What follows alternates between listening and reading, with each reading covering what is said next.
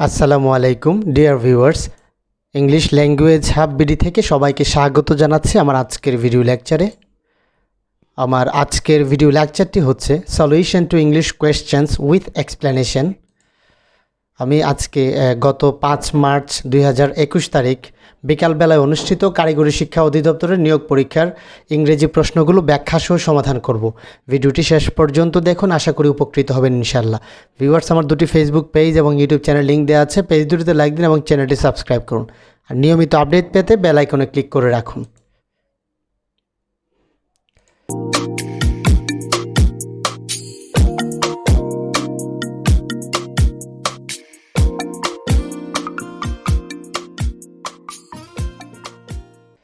Number 1. Fill in the gap. Your conduct admits dash no excuse. তো আমরা জানি যে অ্যাডমিটের সাথে প্রিপোজিশন যখন অফ ব্যবহৃত হয় তখন তার অর্থ হয় যে অবকাশ থাকা, তার মানে তোমার আচরণের কোনো ক্ষমা নেই। Your conduct admits of no excuse. Option C হচ্ছে এখানে correct. Number 2. Fill in the gap. I shall not dash the examination this year. এখানে আমাদেরকে ভার্ব ব্যবহার করতে হবে। তো examination, student can't give an examination, অর্থাৎ কোনো ছাত্র কোনো পরীক্ষা গিভ করতে পারে না। পরীক্ষা গিভ করেন বেসিক্যালি হচ্ছে এক্সামিনার বা পরীক্ষক। তো ছাত্র যেটা করতে পারে পরীক্ষায় হয়তো বা সিট ফর অর্থাৎ বসতে পারে, সিট ফর হলে ঠিক ছিল, এখানে সিট ফর নেই, সো এটা হবে না। তারপর গো ইন ফর, পরীক্ষায় বসা বা পরীক্ষা দেয়া, গো ইন ফর এটা ছাত্রের ক্ষেত্রে হয়, যেহেতু ইন নাই এটাও হবে না। সো অপশন বি হচ্ছে এখানে কারেক্ট। অ্যাপিয়ারেট, অ্যাপিয়ারেট মানে হচ্ছে পরীক্ষায় অংশগ্রহণ করা। অপশন বি হচ্ছে এখানে correct. Number 3. Botany is to plants as geology is to. তো এখানে এটা হচ্ছে একটা অ্যানালজিক্যাল কোয়েশ্চেন। আমরা জানি যে বোটানি প্লান্টস নিয়ে আলোচনা করে, অর্থাৎ গাছপালা নিয়ে আলোচনা করে। এক্ষেত্রে জিওলজি আলোচনা করে অ্যানিমেলস নিয়ে, পশু পাখি নিয়ে। অপশন ডি হচ্ছে এখানে correct. Number 4. Choose the best expressions of the meaning to put the cart before the horse's.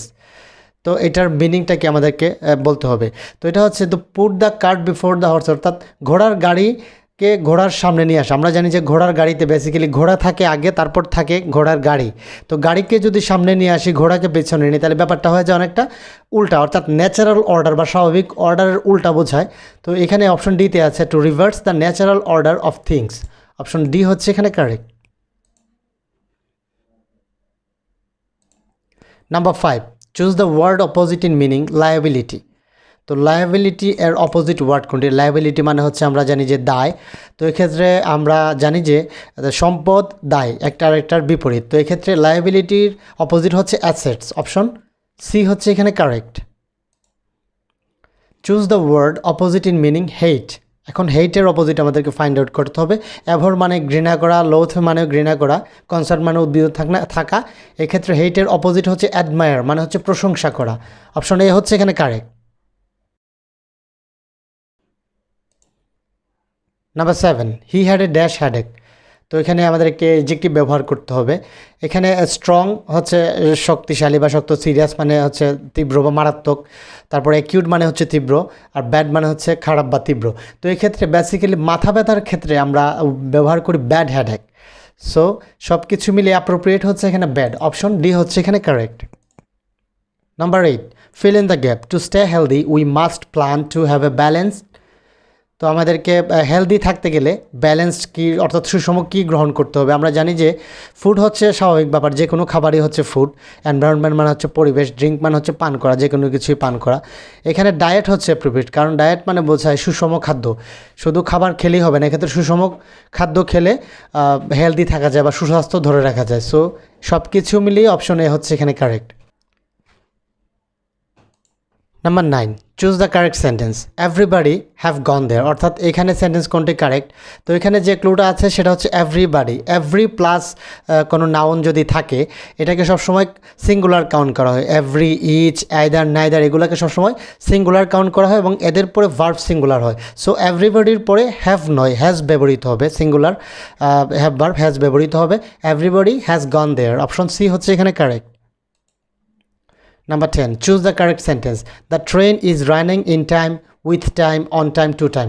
তো এখানে বেসিক্যালি ইন টাইম মানে হচ্ছে নির্ধারিত সময়ের পূর্বে, মানে অর্থাৎ শেষে, নির্ধারিত সময়ের শেষের দিকে পৌঁছা, সেটা হচ্ছে ইন টাইম। আর অন টাইম মানে হচ্ছে একদম নির্ধারিত সময়ে, কাটায় কাটায় যেটাকে বলি। তো যেহেতু ট্রেন একটা যানবাহন, ট্রান্সপোর্ট, পাবলিক ট্রান্সপোর্ট, এগুলোকে কেউ চায় না সময়ের পূর্বে পৌঁছুক অথবা সময়ের পরে পৌঁছুক। সবসময় এগুলো টাইম মেনটেন করা, অর্থাৎ সময়ের নির্দিষ্ট সময়ে কাটায় কাটায় পৌঁছাটাই সবাই এক্সপেক্ট করে।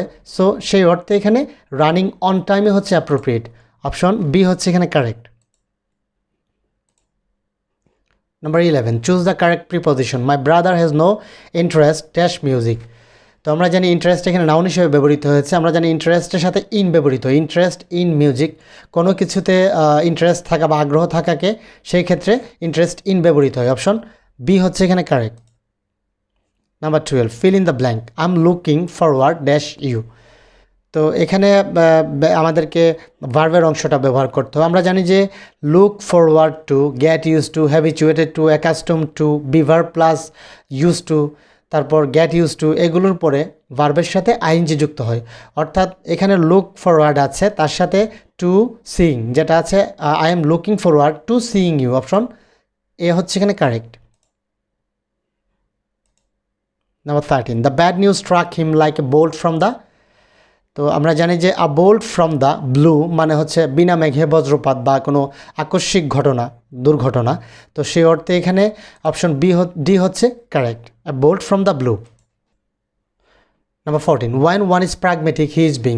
অর্থাৎ প্র্যাগমেটিক মানে হচ্ছে বাস্তবিক বা বাস্তব বিষয় নিয়ে যিনি চিন্তা করেন, বাস্তবিক চিন্তাভাবনা, সেটা হচ্ছে প্র্যাগমেটিক। সো প্র্যাগমেটিক যখন কেউ হয় তখন সেটাকে বলা হয় প্র্যাকটিক্যাল। এটার সিনোনিমাস হচ্ছে প্র্যাকটিক্যাল। অপশন সি হচ্ছে এখানে কারেক্ট।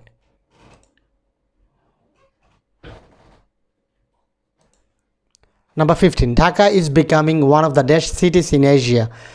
অর্থাৎ এখানে আমাদেরকে ডিগ্রি অফ কম্প্যারিজন এগুলো ব্যবহার করতে হবে।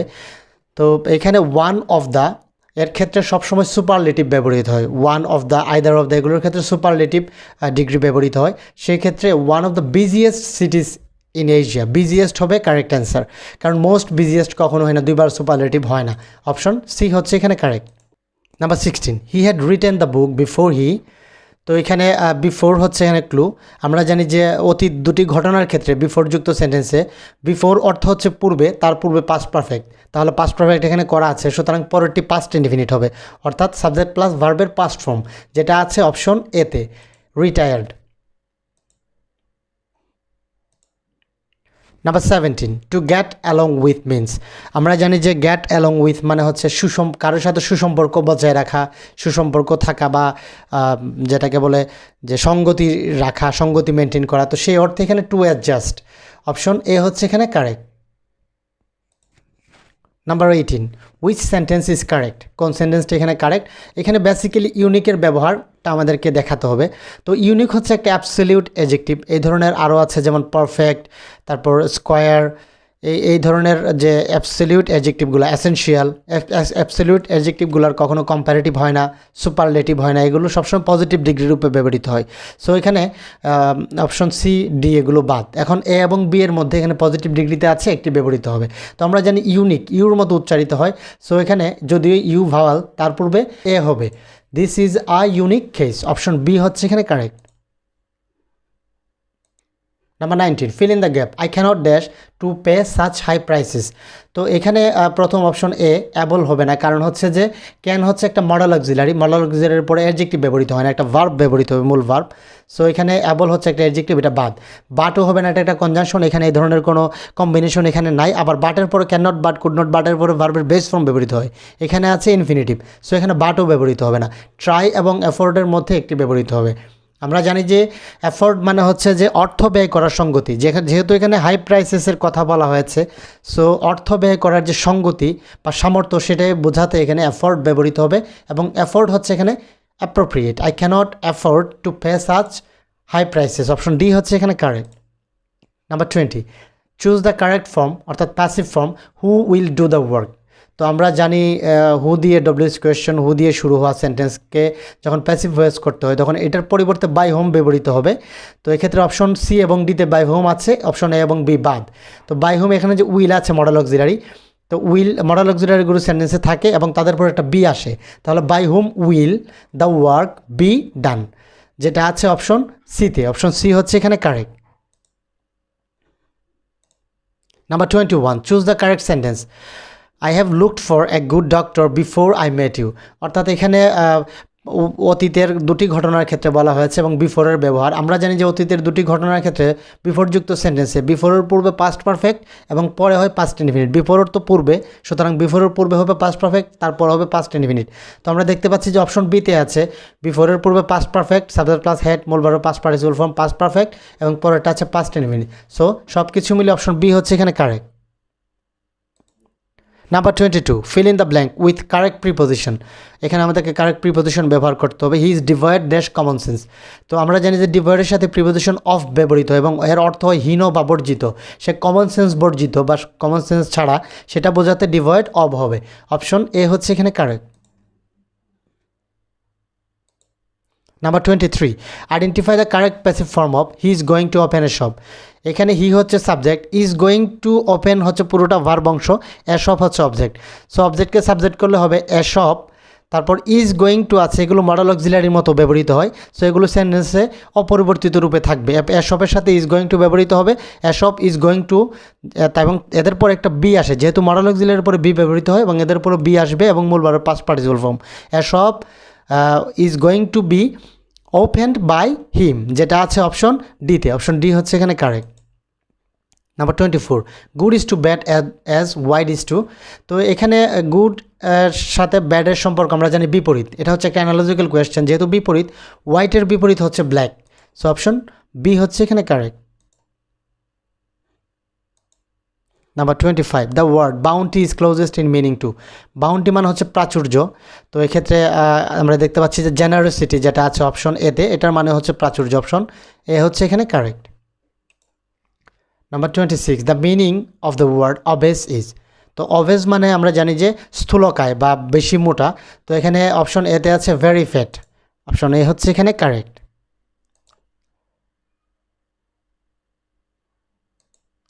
Number 27, a person who writes about his own life rights.